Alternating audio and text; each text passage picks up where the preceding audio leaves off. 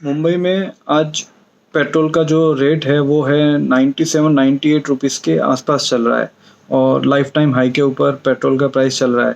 तो हम जानते हैं टॉप 5 से 6 फैक्टर्स जो क्रूड ऑयल और पेट्रोल और फ्यूल और डीजल के प्राइसेस को इंडिया में इफ़ेक्ट करता है सीधे से।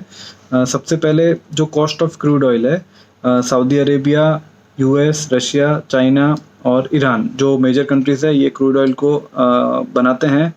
ठीक है, तो जो सबसे पहले अगर क्रूड ऑयल का ही प्राइस बढ़ गया तो हमारे यहाँ पे जो कंज्यूमर्स हैं उनको सीधा ऑयल प्राइसेस में उतना बढ़ोतरी, या अगर प्राइस डिक्रीज़ हो गया तो यहाँ पे उतना डिक्रीज़ हो जाता है।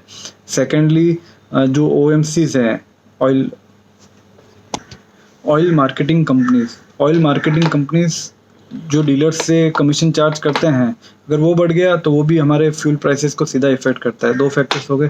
थर्ड फैक्टर्स है कमीशन फॉर डीलर्स। जो डीलर्स अपना कमीशन रखते हैं, जो अपने पेट्रोल भरवाने जाते हैं, तो वहाँ पे भी उनको कमीशन मिलता है पर लीटर के ऊपर पेट्रोल और डीजल के।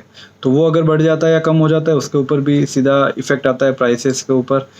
फोर्थ फैक्टर होता है जो गवर्नमेंट टैक्सेस चार्ज करती है। गवर्नमेंट इसके ऊपर एक्साइज और वैट 2 चीज़ें भी चार्ज कर रही है। अगर वो बढ़ा देती है गवर्नमेंट या उसके ऊपर रिलैक्सेशन देती है, स्टेट वाइज भी होता है, तो अगर वो कम ज़्यादा होता है तो वो डायरेक्टली आपके फ्यूल प्राइसेस को सीधा इफेक्ट करेगा।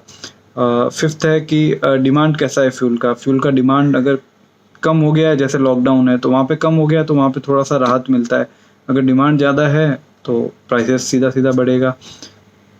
एक और फैक्टर है valuation of Indian rupees against US dollars.